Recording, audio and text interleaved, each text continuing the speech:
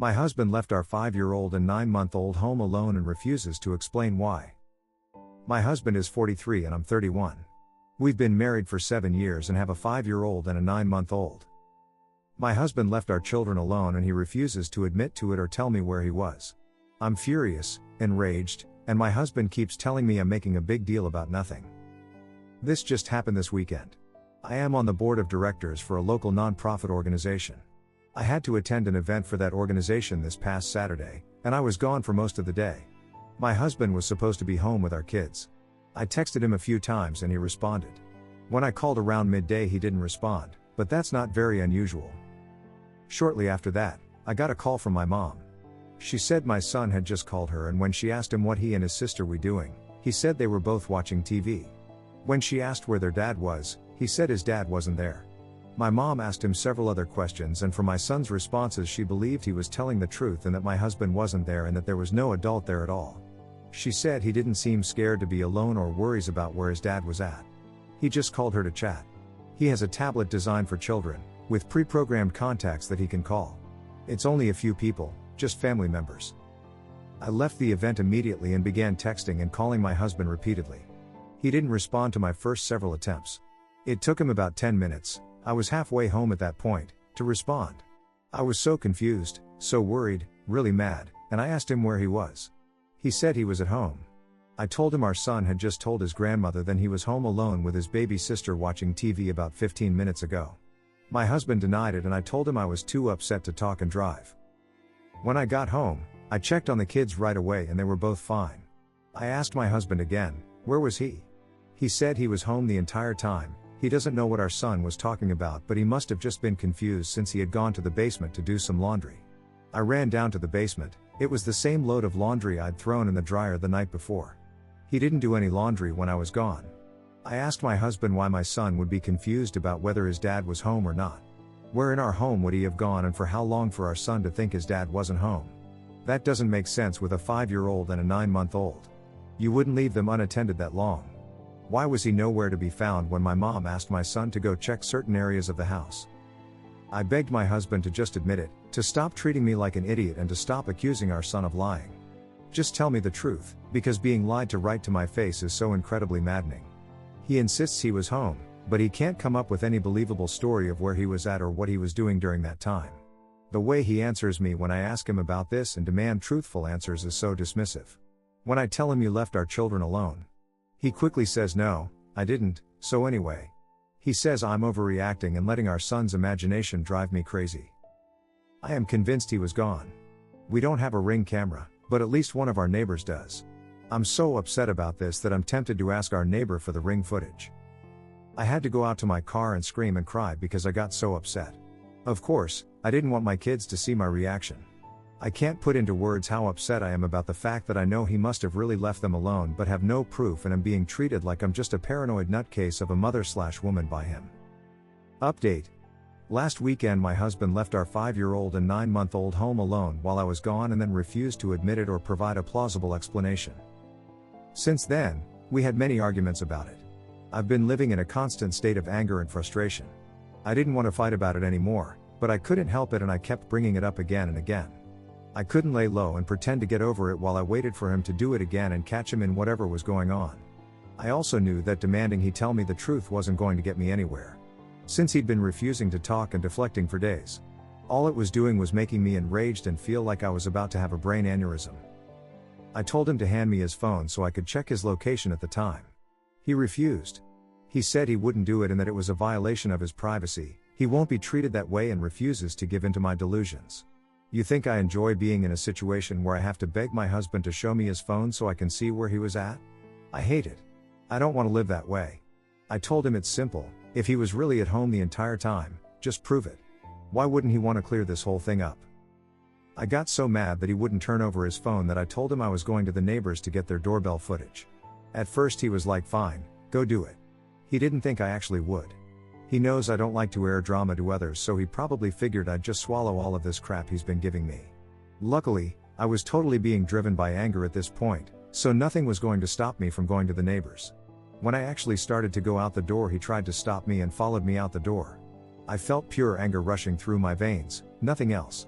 The neighbor, who I've probably said less than 10 words to in the entire time we've lived here, told me he'd send me the footage. I went home, told my husband that the neighbor didn't have the footage from that day anymore, and told him I just needed to go to the store and cool off. So I put the kids in the car and went and parked somewhere while I waited for the neighbor to send me the footage. I have the neighbor's number now too, and he told me if I need any more footage he will be happy to give it to me. The video shows a blue car that I don't recognize show up and park in our driveway. A blonde woman gets out of the car and goes towards my house. She walks on the outside of our garage toward the gate leading to our backyard. The gate is too far back and out of the way to be seen on the doorbell footage. She and her car was there for 23 minutes. Imagine that, the car leaves right around the time that my husband called me to say he was home and had been home the entire time, as I was rushing home in a panic and calling him on repeat. One of two possibilities as to where they went. She either came in through the side door of the house, which does provide direct access to the basement. Or, and what I think is more likely, is that they were in the backmost area of our yard, which is a gated pool area.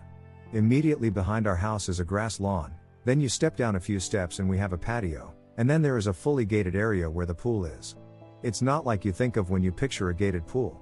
It's a full, 6 feet wood fence all the way around, plus even taller landscaping for added privacy. You can't see into the area at all unless you're inside. I think it's more likely that they were back there because my son said his dad's keys were gone and we keep that gate locked with a key.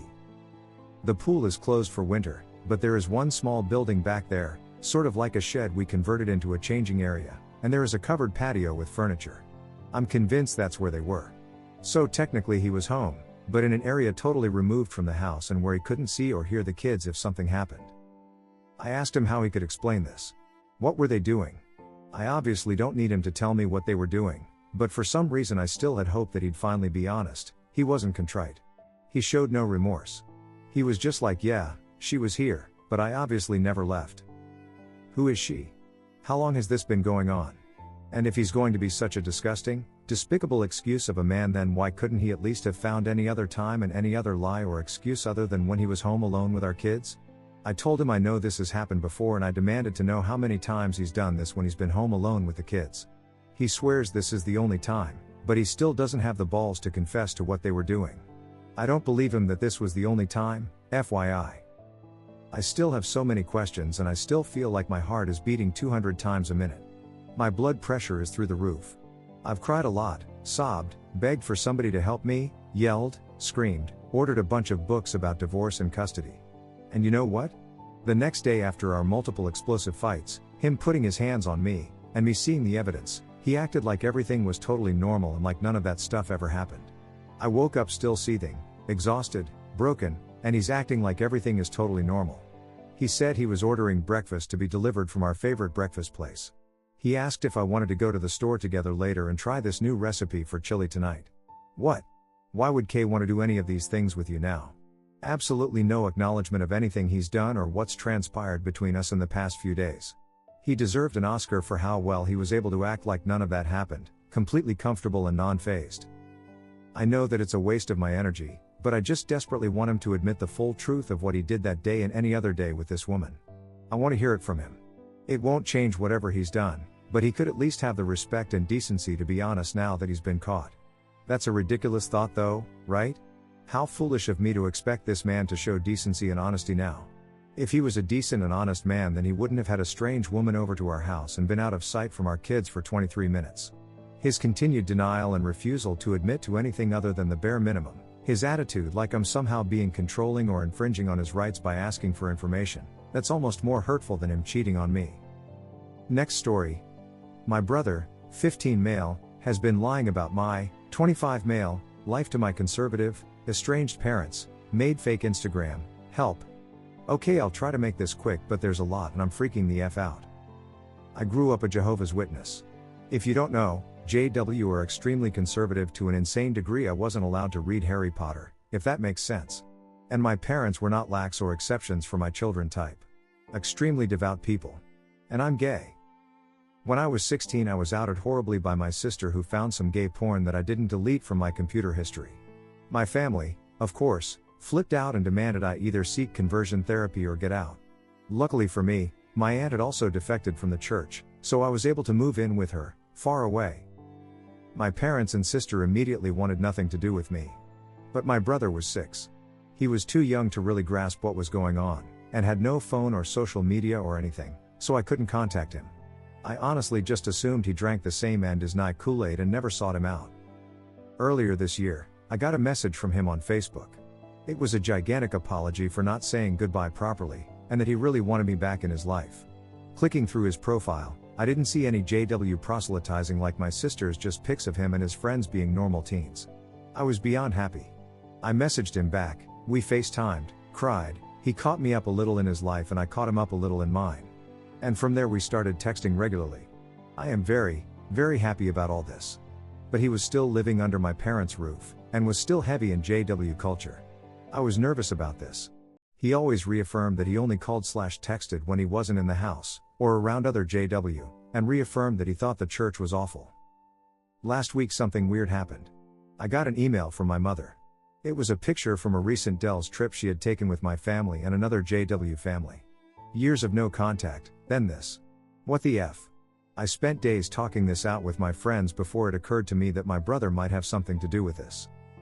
I brought up the email to my brother when I called him yesterday, barely hinting at my suspicions at all, and he unloaded. He had been lying to my parents. He said that I contacted him apologizing and was desperate to get back in contact with the witnesses again, but was too ashamed. But the kicker is he made a fake Instagram to show them.